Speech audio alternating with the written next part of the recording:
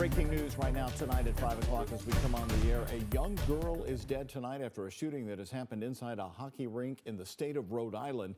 Police are still on the scene right now, and you can see live video here from the air. Rhode Island police say a youth hockey game was going on at the time at the rink. 4 other people were hurt. The shooter ended their own life there on the scene. The Associated Press reports that outside the arena, tearful families and high school hockey players still in uniform could be seen hugging before they boarded a bus to leave. Roads surrounding the arena are shut down as a heavy police presence remains. Police said the shooting appeared to be domestic in nature. Again, live view here from over the scene. We're going to bring you any new updates coming here on our newscast if we get them, and on ABC's World News Tonight, plus WHAS11.com.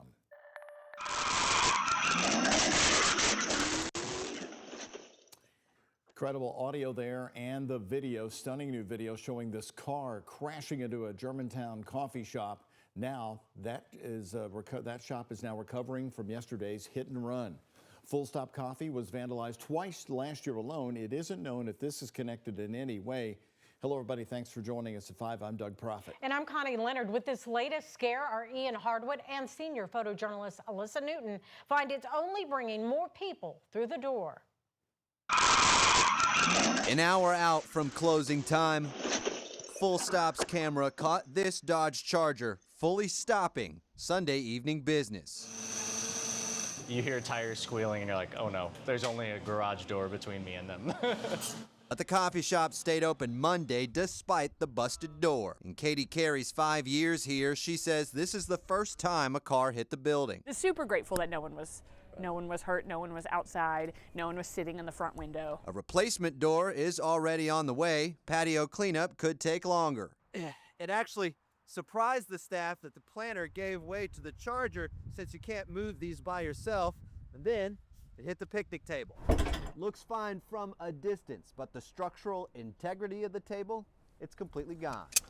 Bryce Gartman rode over to see the damage and support the Germantown staple. A business that has done nothing but, bring, in my eyes, unity to the community. Matt Weir shares the sentiment. He's a regular. So I remember when this was a working garage. It's certainly not going to stop me. Honestly, I'm going to come here as much as I can. Shop cameras recorded this last May, the first of 2 times someone threw paint at the business. Now skid marks intersect with red and orange splatter. I don't know that it was intentional. I don't know that it wasn't intentional. I see kind of both sides, but you have to kind of consider it at least a little bit when we've already been targeted twice with paint on our building. But Carey says this third scar just gives loyal customers another reason to walk through the door. In the Germantown neighborhood, Ian Hardwitt for WHAS 11 News on your side. Now, the Louisville Metro Police Department told us in a statement that the driver sped away from the scene. You could see that in that Ring video. Yet they continue looking for the driver responsible. We now know the name of the person killed after an incident with a Metro garbage truck, but we're still waiting for more information about how it happened. It all happened last Thursday when LMPD found 35-year-old Tyra Adams at 26 and Muhammad Ali Boulevard. She died at the hospital from injuries. Investigators believe injuries that came from, quote, making contact with garbage truck equipment, end quote. Her family's attorney tells WHAS 11 News they inspected the truck today and there is dash camera video from the incident. Public Works employees tell us that the employees involved are on administrative leave. Right now, Indiana State Police are investigating a crash that left one man dead and another hospitalized in western Ripley County. Indiana State Police say troopers responded to a 2-vehicle crash on US 50 at County Road 600 West shortly before 3 yesterday afternoon. They found a passenger vehicle and a semi overturned. The driver of the passenger vehicle, Tyler Dukes of Madison, Indiana, was pronounced dead at that scene. The driver of the semi was hospitalized. He is expected to survive. Well, the jury is now deliberating in the case brought by the former Louisville Urban League CEO. Kish Kumi-Price is suing the Urban League after her short tenure there. She led the place just over 4 months. Closing arguments just finished in the last few hours. Price claims that she was wrongfully fired. Jurors must decide whether Price lost her job in retaliation for firing the former COO, Rhonda Mitchell, or whether the board removed her over leadership concerns. Earlier today, the judge denied the league's renewed motion for a directed verdict, which would send the case right to the jury. The defense argued Price failed to conduct due diligence and never raised concerns of financial misconduct to the board. She had no interest in rolling up her sleeves to learn and to understand. She had no interest in actually preparing any kind of information or learning about the league's financials. In other words, witness testimony in this case made clear that Dr. Price did nothing to learn anything about the league's finances and did nothing to report any kind of alleged wrongdoing that she suspected. They were and remain the defense also told jurors the board acted in the league's best interests. Price's attorney pushed back, saying the case comes down to fairness, arguing Price sought transparency and needed a team she could trust. Kish doesn't need to prove anything was improper. She just needs to prove that she wasn't being told everything that she thought she needed to know. She went 4 months of having her second person, her COO, not providing her the information that she wanted, but thought that she needed. It's not the place to come in and say from the Urban League, well, if she would have found out, everything would have been okay. That's not it. She needed to know it. She's the boss.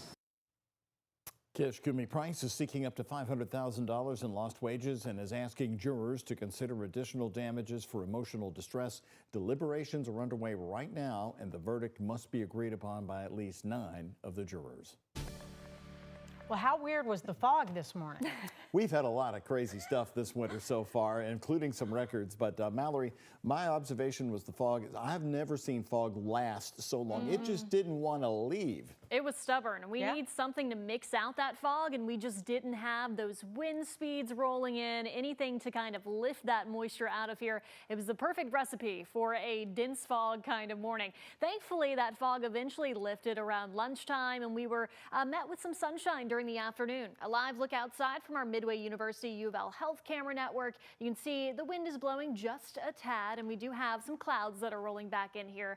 Temperatures did manage to warm into the low to mid 50s this afternoon, and right now we do have a wind speed coming in from the south-southeast around 11 miles per hour. But you'll notice our dew point still elevated in the 40s, and with that we could have additional fog tonight. But I do have some good news as we continue to move onward throughout the year. Our daylight hours are getting longer. We had sunrise this morning, though you likely didn't see it because of all that fog, at 7:32. Sunset this evening at 6:23. We're just a few weeks away from springing forward. That first, I believe it is March 8th that we do spring forward here. Max HG radar, all is dry. We just have some clouds that are rolling in from the north and northwest, and we are expecting partly cloudy to mostly cloudy conditions tonight.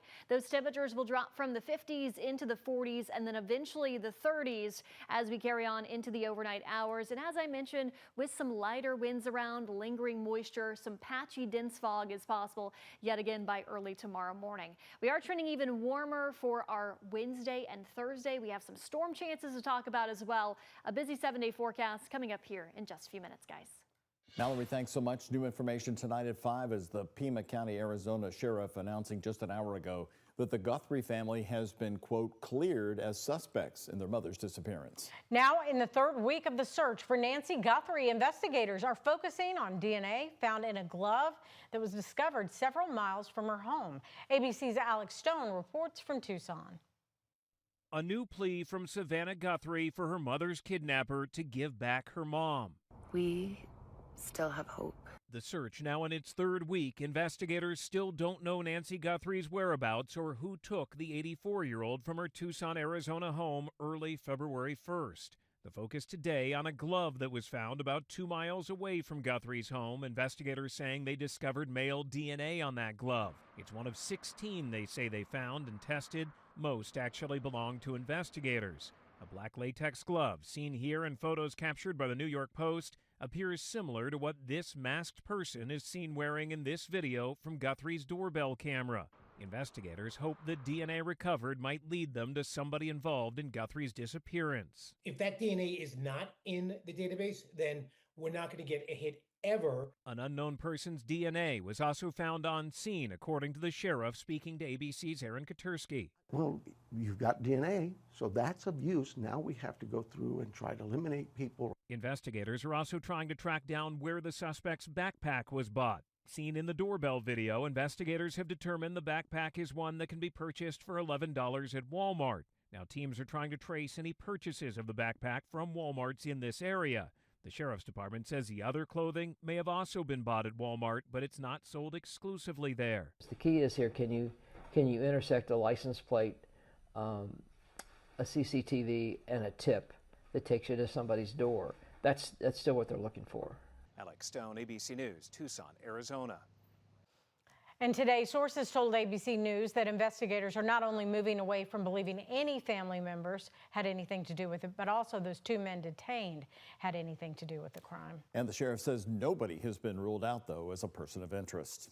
Democratic and several prominent Republicans calling for more transparency about the release of the Epstein files. Congressman Kentucky's Thomas Massey saying he has no confidence in Attorney General Pam Bondi. That's ahead at 5. And here's a check of today's Kentucky Lottery jackpots. Mega Millions, $395 million. Powerball, $154 million. The Kentucky Lottery, funding education for over 1 million Kentucky students.